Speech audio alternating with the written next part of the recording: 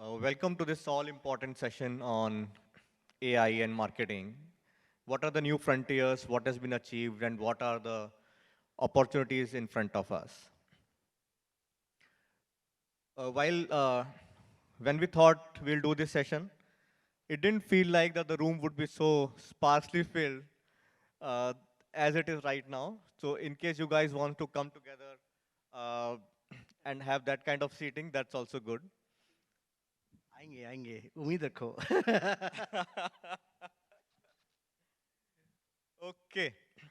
So, see, we all know there has been a lot of work going on on AI for about 10, 15, 20 years. But it's only about in the last 2 years that we have started to hear about AI more and more. AI has suddenly come out of the algorithms of large platforms into the hands of the consumer. The launch of ChatGPT, Bing, Answers, and other tools have made it common and uh, the top of the mind recall for everyone. It is so much so now that when anyone calls me bhai, mind में आवाज आती है AI. Bhai looks like Bharat AI when people talk bhai.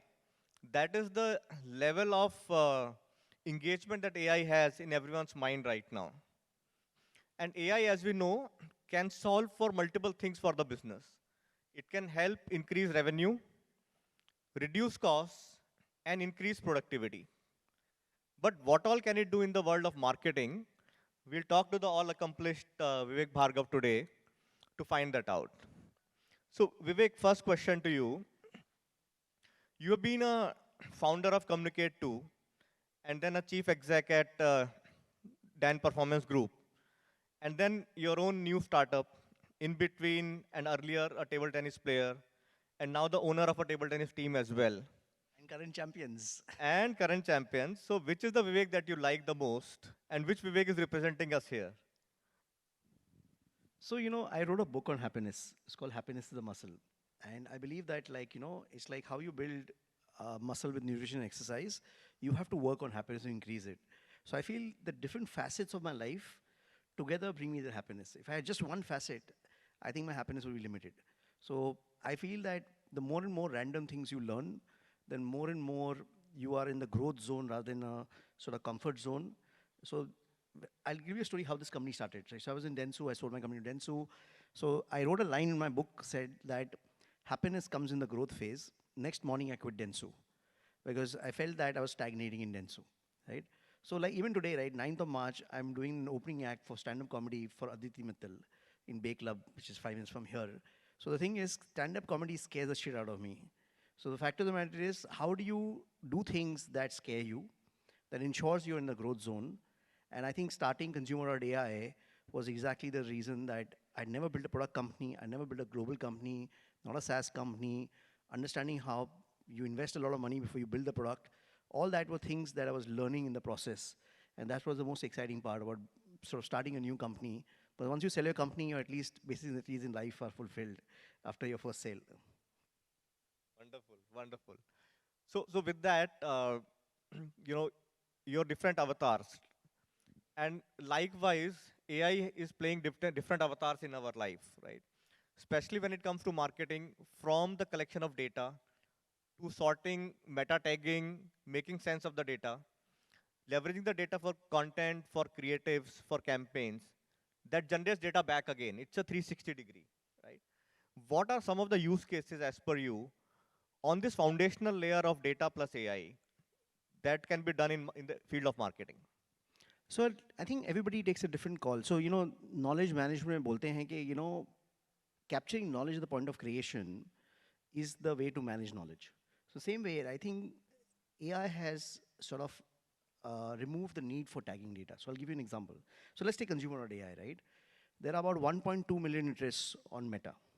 We have mapped them to 200,000 categories on YouTube, to 120,000 interests in programmatic, to 17,000 on TikTok, to 600 on Snap. And we take globally, audiences like cricket in India, we like Formula One in UAE, we like ice hockey in Canada and soccer in UK.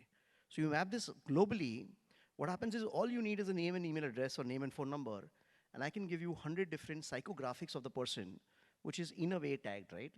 Now, once you get the psychographic, then that goes into multiple LLMs. So you can put into LLM, build a media plan, put in LLM, write a creative, put in LLM, write content, put in LLM, choose the right influencer. So every single decision you take is sort of, imagine that giving a 200-word prompt based on the exact psychographics of the audience to write a creative. And the creative is just out of the world, right? So let me give you an example. We work with the Crocs, which is the slippers, rubber slippers and that, right? So what happened was that people who had bought Crocs in India, we unpacked their psychographics and came up that they love sports. Doesn't seem like it, but they love sports. And the creative written was that Crocs for your after sport relaxation, an accessory for your sports bag, a companion for your sports shoe. I found it so amazing that I played table tennis in the 39 plus category as a quasi professional. I've won 2 silver medals in the nationals. So I started carrying a pair of Crocs in my bag because once I'm done playing sport, when I'm sitting with my friends, I want to get out of my sporting gear. But that insight came from AI. It's just not writing ad copy, right? It's writing an insight, the creative construct, based on which the creative agency can work on that thought and then write creatives, create videos, create other things. But of course, our platform also writes the videos. And now with Sora kind of platforms, that writing that our platform does based on psychographics of high value customers can now be converted into videos directly. So that's a lot of work that's on generative AI, right? But there's also emotion AI and knowledge AI and predictive AI, where a lot of brands are already working on. And using predictive AI, possibly you can predict the eCPM on every new impression that you will generate on a website. So you also mentioned about data, right? And there's a lot of work that you guys are doing on data. Are brands able to handle their data well? Because that's the starting point of all the work that we do on AI, right? Are they able to make a sense of their own data? Because what I hear is data is lying in different silos, and either the consumer is not aware that the data is being collected, or the brand does not have the wherewithal to combine the multiple data sets to create what will ultimately be valuable for a campaign. So what's your sense on it, right? So actually, when we were building this platform, right, one of the biggest challenges I think the world faces is that consumer insights is the center of everything an organization does. Unfortunately, what happens is a handful of people actually have access to consumer insights. So, a C-suite person wants consumer insights, they get in touch with the marketing analytics consumer insights team, they'll prepare a deck, come back after 2 weeks, and then if you ask one more question, they vanish again for 2 weeks. So what our platform does is we've created one single omnibar. So you can ask a question, how is my consumer changing over the last 5 years? So now all you will do is take your customers of 5 years ago, take your 4 years ago, 3 years ago, and today, and those 5 reports will be read by generative AI and it'll tell you psychographics, how they're changing. Are they becoming more sustainably conscious? Are more women now in your target audience? Is your age of your customer becoming younger? So what we've done is that generative AI allows people to query data. So if you can unpack the psychographics of customers or any such data, your existing consumer reports, Gen AI allows you to query that data. So basically what we want to do is, we want to put the power of consumer insights in every single hand in the organization, plus even the ecosystem of partners. So when a partner takes our platform, their creative agencies, their media buying agencies, their consulting companies, their market research agencies, everybody gets access for free. So now what happens is, it also becomes one single compass, right, for the whole organization, because all your creative, your media planning, everything is done with a certain persona in mind. This is my high value customer, this is the person who gives me the most amount of profits. So then how do we make sure that all our ecosystem of partners are walking in the same direction? So that becomes very powerful. So I think this is the biggest challenge I think we've solved, putting consumer insights in the hand of every single person in the company, right from the C-suite to the person who's running your digital marketing. So wonderful. A question there, right? All of this data goes in the foundation layer of what you will build thereafter, right? Let's say the tagging goes wrong, because it's all either humans or again algorithms, right? AI feeding data for AI, or humans generating data for AI, or tagging data for AI, right? Is there a recourse if the tagging goes wrong at the base level? Let's say uh, my badminton lovers, right, or table tennis lovers, I tag them as marathoners. What happens? And is there a way that this can be figured out later in the chain, value chain? And what's the cost of going wrong if you go wrong with data tagging? See, the thing is, because this tagging is happening automatically based on deterministic consumption, right? The chance of it going wrong is lesser than a human going wrong. The human could make a mistake, but the AI is taking deterministic data based on consumption. And when it's writing, it's creating 100 different psychographic map of the consumer. and putting that psychographic map to create, let's say, a media plan. So let's take an example. I'll share with an interesting example. We used to work with a builder, and they had launched these gated compounds, which have all the sporting facilities inside the compound. So what happened was that I thought that people who live in such a compound want to play sports, they want to teach their kids sports, so let's bid on all the sports. So I basically put 100 plus sports into the campaign. The campaign completely bombed. It was really bad, no site visits. It was really, really bad campaign. And then I realized I had made a mistake that I had put cricket as a sport, while cricket is a religion. So the badminton of the world were not getting any space in the sun. Once you remove cricket, because what our platform does is it gives interest-wise performance. Once you took cricket out, then all the badminton, table tennis, squash of the world got their place in the sun, and then it became the best performing campaign. So that even if it goes wrong, right, what happens is that you're targeting 100 interests, and one interest is not working for you. Currently, the platforms don't give you interest-wise breakup of your performance. So now what happens if marathon is not working for you, you don't know whether to remove it or not, because something else is compensating for it. But now because you get interest-wise performance, you can remove marathon and see that, okay, marathon is not working for me, or this is not working for me. If it was not interest-wise, I would have never known that cricket is hogging all the budget. I would have never known. I would have just said, okay, sports campaigns are not working. So taking cricket out would have never occurred to me, and this would have not become the best performing campaign. So I think AI is iterative. So the more you play around with, because you can measure it better, you can keep on improving it, and optimization works completely automated, right? You know what is working, what is not working. It'll add new interest. If football is working, it'll add Messi, Ronaldo, FIFA, games, and every single player in the world. And then basically what it does is that if basketball is working, then which other players it should add? Should it add NBA finals? Should it add, let's say, Warriors as a thing, or Stephen Curry as a person? So all this AI I'll does interrupt with a automatically. very basic question, right? When you add all of these more interest sets, what happens to the campaign? Does the performance improve? Does the cost go up, but the outcomes improve? What have you seen in your experience? So Puneet, see, the way I look at it is, right, if you take conventional media has always been about minimizing waste. If you take digital media, the purpose of digital is to maximize efficiency.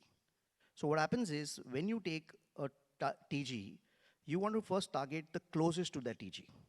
So what happens is you have $100 budget, your $3 should be spent on the TG that will give you the best ROI. So you take your first $3, spend it there. Then you take the next $7, second best TG, spend it there. Till the time your $100 gets over, you keep on doing it. So obviously what will happen is that the ROI from that campaign and ROAS will be significantly superior. If you don't do that, what will happen is that cricket will take 95% of the budget and may not be the best performing audience. So the larger interests take up all your budget because you don't have this maximizing of efficiency algorithm in your strategy, you end up wasting a lot of budget. So my belief is, right, if you take any category, there are 20 million customers in India who probably give you 95% of business in one category. Like take automotive, 20 million people is your total target audience right now who can buy a car. That's it, right? That's it. So 980 or 1.4 billion minus 20 million, all the audience you reach out to is waste. So you're saying while we count 600 million users, the valuable users are about 20 million for any kind of Depends, category right? per If se. you're FMCG, it could be 800 million, automotive it could be 20 million, study abroad could be 5 million. So every single category has a niche audience. If you can understand the psychography of the audience and just target those 5 million people, the ROAS and the ROI you receive from this campaign will be significantly superior.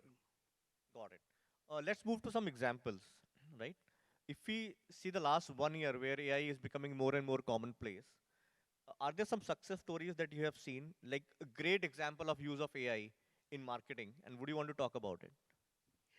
So I've seen amazing examples, right? I don't know if you've seen this Coke Museum ad, which was created using a lot of AI, CGI. It would have taken years to make, it was made in days.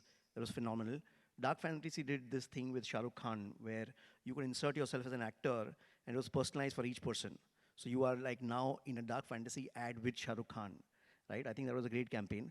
In fact, we work very closely with Publicis. Publicis did something very interesting. What they did was that during New Year's, the senior management of Publicis gave a personalized greeting to each person, 60,000 employees in the world, customizing it with the interest that person had. So it was individually done. So just imagine 60,000 personalized videos sent where the CEO of the company or the senior management in C-suite is actually giving you a greeting with the interest that you like.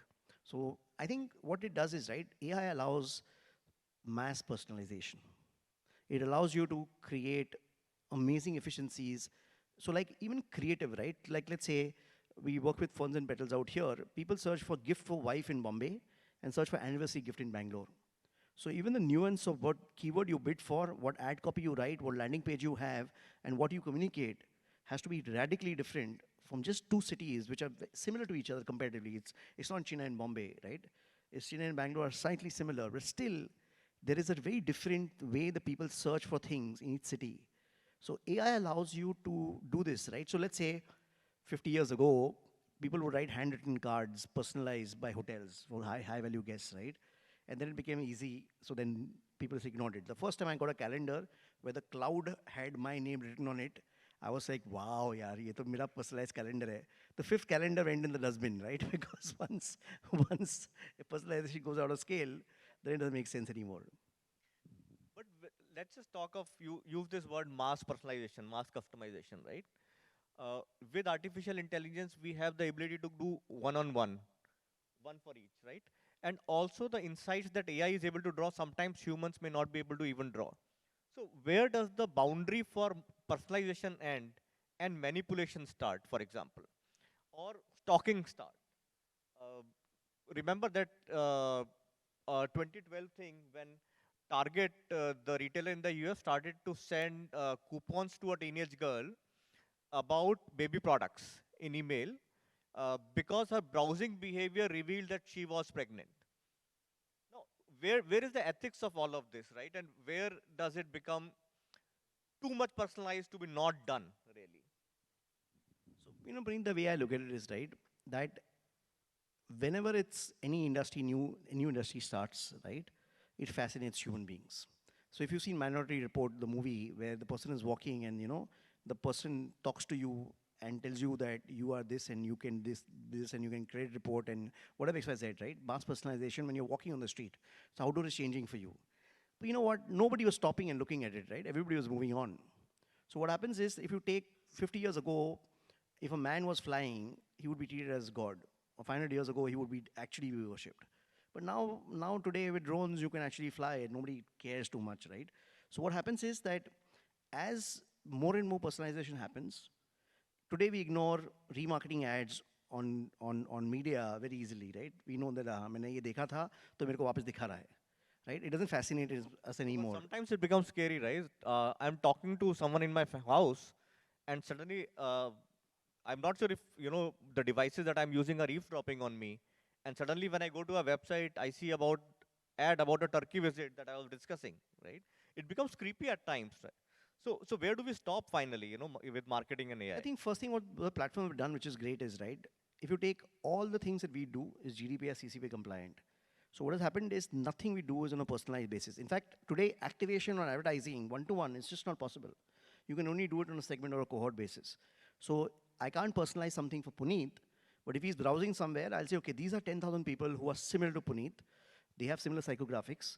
Then there is a possibility I'll give you that thing. And a lot of this customization that happens actually is not happening because some a device is listening. Because just imagine, right? You are a trillion-dollar company, and if they prove that this hearing is being converted into ads and doing that's against the GDPR norms, the fines are 3% of revenue, right? So it's a significant amount of fine. So even if you take OpenAI, some of these things, right? When you work with a large company, the basic ethics of how it is being utilized, I think to a certain extent, they have to be ethical because they're forced to be, right? Today, you will not take a large enterprise like, so we work with Fortune 100 companies, none of them will allow anything which is not GDPR or CCP compliant. So automatically it protects consumers. Is that protection enough with AI? So if you take today, right, yesterday I was at the Synapse conference and they were talking about quantum computing. Every encryption that we have today, when quantum computers become a reality, that encryption is no longer going to be valid, right? So now what happens is you will have now quantum encryption. So as consumers get sort of mundane, remarketing now nobody cares. Over a period of time, what will happen is consumers will want more from the brands in order to break the clutter. So that evolution will keep on happening. But just because it's so personalized, I'm not going to end up buying something that I don't want because it's now very, very personalized to me. So my belief is, in the beginning, some people may get manipulated.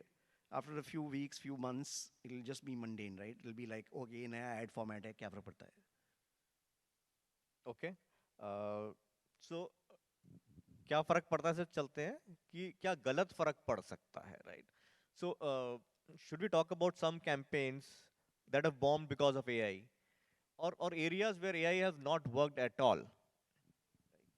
Yeah, so I've heard of some disaster stories, right? So you have to understand with AI, right, that it basically works towards an objective, right? So now it will mend the rules. It will not break the rules, but it will sort of mend the rules to achieve the objective. So let's say there was a campaign which was being done by a casino, and they found that people who are manically depressed could be convinced to come and spend their life saving in that casino, right? So the thing is that the human being would never create that campaign. But the AI didn't know it was targeting these people. It took a certain psychographic that was giving the best ROI and was then retargeting them and going deep into it, right? So it obviously was a very good performing campaign, but not ethically and morally right, right?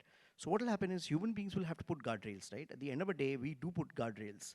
So today, you can't do health targeting on Meta. You cannot target certain communities on Meta. So the fact of the matter is that over a period of time, right, we'll realize that this is where AI could be morally wrong. So we have to figure out how to put guardrails that AI, even though it's a very effective performing campaigns of meeting the objective of advertising, but it's not delivering a result which is morally right.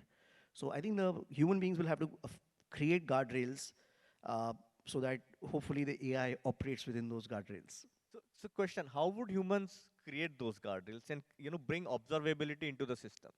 So two things that we have just discussed, right? AI, it's possible to create mass one-to-one customization. Two, as we all know, AI will work at a very vast speed. For humans to even review what AI is doing will become impossible, let alone correct what AI is doing. So for example, if you go to Amazon now, or arstechnica.com says in January, there were multiple listings on Amazon that said this description cannot be generated. It's against OpenAI policies because someone tried to generate all the descriptions of its catalog using OpenAI, and some of them could not be generated, but it was bulk uploaded on Amazon.com. Right? How do we make sure that these things don't happen? And if they happen, right, there's a big hit on the brand. And how can a brand be ready to survive that kind of a hit if it does happen? So, 20 years ago, I still remember eBay as a category would bid on every single keyword on Google. And so if you search for baby on eBay 25 years or 20 years ago, it would say buy baby on eBay. And then if that was not enough, it would say new and used, right? So the fact of the matter is when you do automation, right, there has to be something that you'll have to do. See, we work with large enterprises, right? So our AI never goes live on platforms. Somebody has to look at it. Some curation has to be done. AI itself can help in curation. And will the mistakes be made? Yes. Had there been brand campaigns done? I saw an ad in UAE, which basically a lot of Arabs, right, can't pronounce the word P. So it said this building has 5-level car barking. It was on the front page of Khaleej Times, right? So mistakes will be made. They're made by humans. They will be made by AI. But at the some over a period of time, so my father had told me something long time ago, right? They says you want to commit a million mistakes, please commit them. Just make sure they're new ones. So I'm hoping that. So the other advantage of AI, which is very interesting, is right. So let's say if a car driver makes a mistake, goes over a pothole or has an accident on a certain spot, he will avoid that pothole next time, right? When AI commits the same mistake, it will inform all the other cars to avoid that pothole next time. So the exponential learning that AI goes through when it actually even makes the mistakes, it informs the rest of it not to make the same mistake again. So the chances of the same mistake happening again reduces. So in a way, will it make mistakes? It will. Should be human curation for it? It should be. But even if it does, right, the chances of it repeating the mistake exponentially is lesser than what a human repeating the mistake. So interesting. You said don't repeat the same mistake, right? But let's say AI does 5 mistakes for my brand, and my brand value goes for a toss, right? So let's say I'm using AI to create ad creatives, and unknowingly bias comes in some creatives, right? Or the consumer starts to see that uh, this brand is using so much of AI, possibly job losses are happening in this company.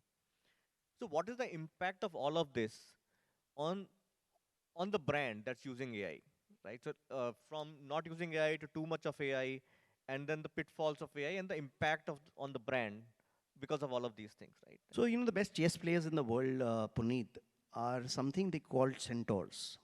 Centaurs are basically like half human, half horse, right?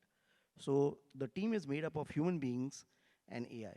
Collectively, they can beat any human and they can beat any individual AI.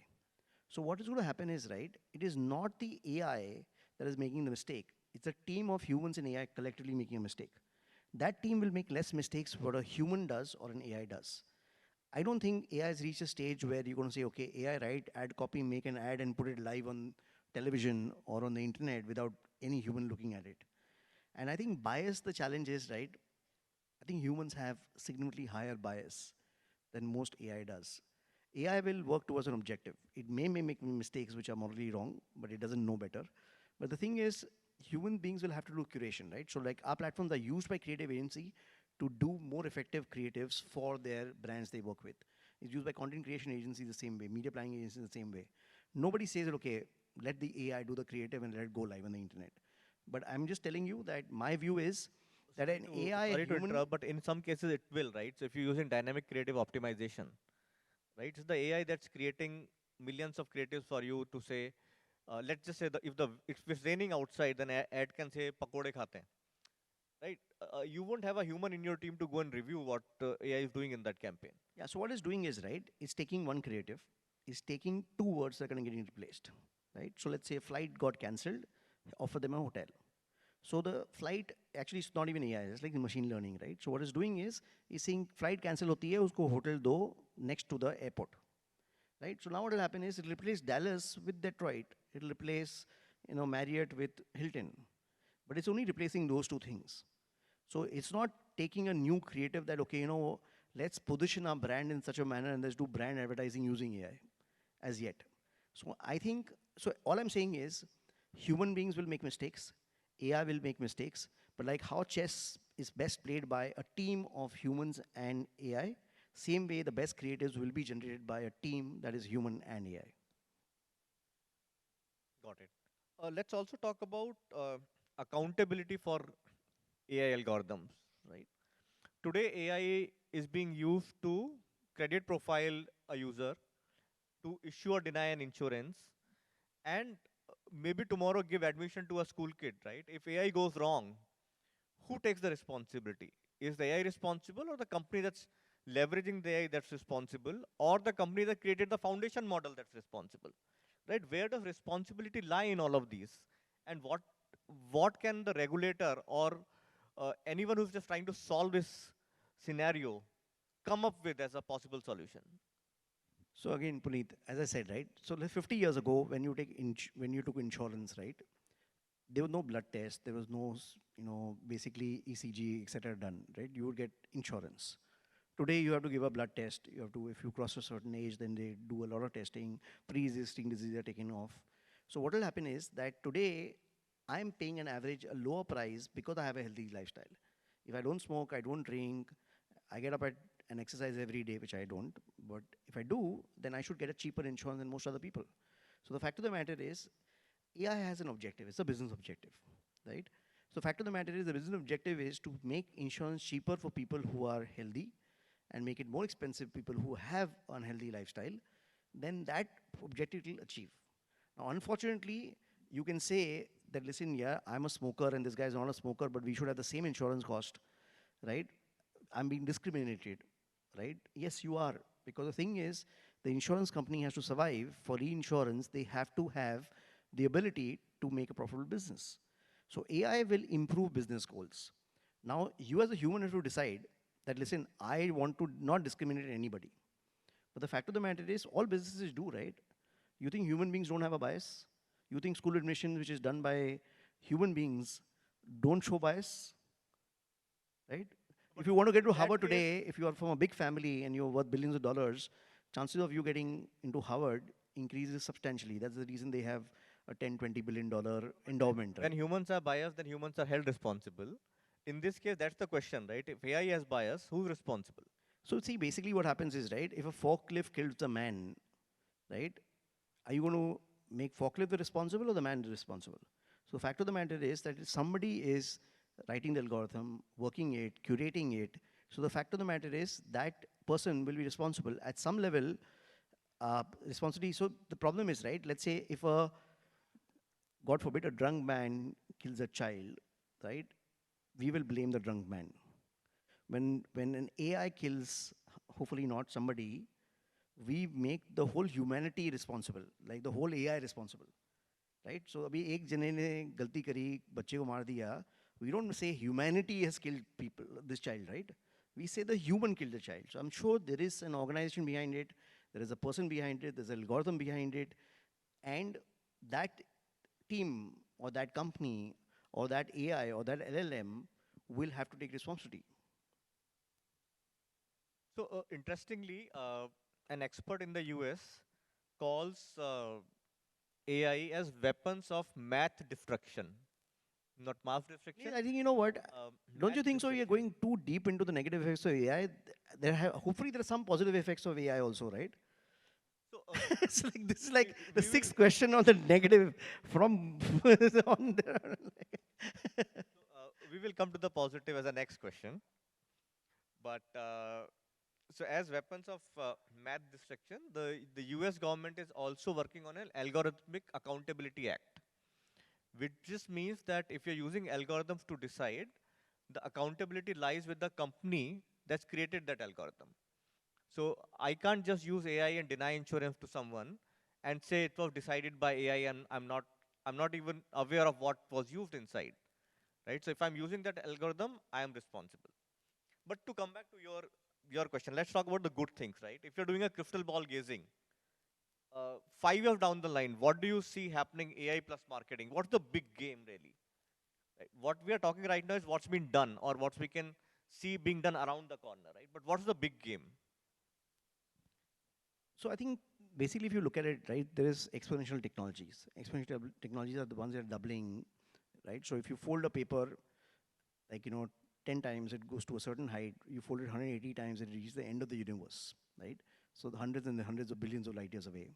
So the way exponentially these technologies, including AI, increasing, nobody can predict what's going to happen, right? Because they're doubling every few months.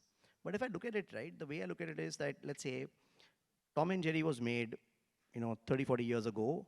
Uh, every single second has 30 frames, so 30 frames had to be drawn, right? So it would take 500 people to make Tom and Jerry.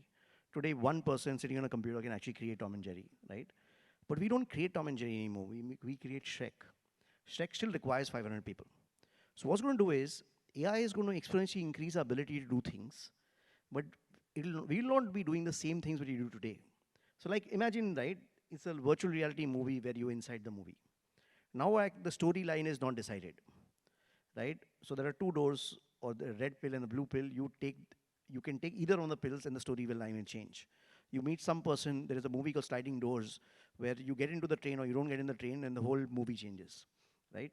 So basically what's going to happen is that you'll be having an immersive experience of that movie, which only you are having, because every single sort of choice you make increases the decisions and the billions of possibilities that are there. And a lot of this would be created real time, right?